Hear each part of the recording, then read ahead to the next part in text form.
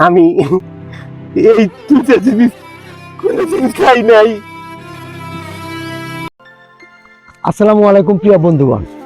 ওই যে দেখা যাচ্ছে আমার পিছনে একটি লোক, হে কি টোকায় না কোনো পাগল বুঝতে পারছি না। এখন তার সাক্ষাৎকার নিব, দেখা যাক সে কি বলে। এই যে ভাইজান শুনছেন, একটু এদিকে আসেন, এদিকে আসেন। জি। আচ্ছা আপনার নামটা কি?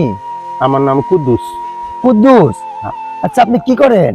আমি এই বাঙালি টুকাই। ভাঙ্গারি টোকান? হয়। আচ্ছা কুদ্দুস ভাই, আপনাকে একটা কথা বলতেছি। আজকে যদি আপনার এই দেশের প্রধানমন্ত্রী পদ দেওয়া হয়, হয়। তাহলে আপনি কি করবেন?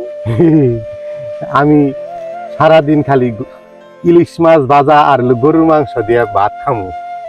ইলিশ ভাজা আর গরুর মাংস দিয়ে ভাত খাবে? হয়। বন্ধুগণ দেখেন, আমরা হয়তো আমাদের কেউ একটা কিছু জিজ্ঞাসা করলে আমরা কি বলবো, আরে সে কত অতি সাধারণ। আচ্ছা এত কিছু থাকতে আপনি শুধু ইলিশ মাছ আর গরুর মাংস দিয়ে ভাত খেতে চাইছেন কেন? আমি এই দুটা জিনিস কোনোদিন খাই নাই। আচ্ছা বন্ধুগণ দেখলেন কত কষ্টের একটি জিনিস।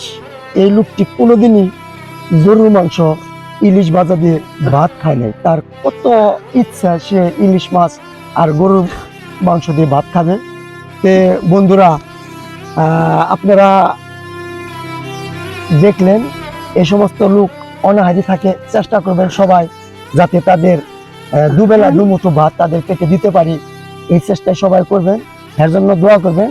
আমরা এখন তাকে ওই হোটেলে নিয়ে আমরা খাওয়াবো। তো ভালো থাকবেন সবাই, আর ভিডিওটা বেশি বেশি শেয়ার করবেন। ধন্যবাদ বন্ধুগণ। আসেন কুদ্দুস ভাই, আসেন আসেন আসেন আসেন।